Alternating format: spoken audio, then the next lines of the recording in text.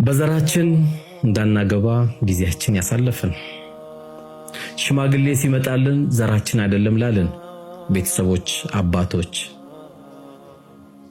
ሁላችንም አላህ ያናግረናል። ከዚህም ተጨማሪ በዘሩ ለሚኮፈስ ሁሉ የሰው ልጅ አላህ በሚገርም ሁኔታ ያናግረናል።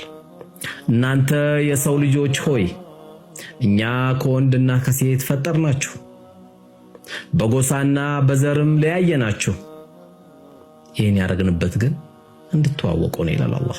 መተዋወቂያችን ከናንተ መካከል ግን በላጫችሁ አላህን ይፈራ ብቻ ነው ይለናል አላህ Subhanahu Wa Ta'ala።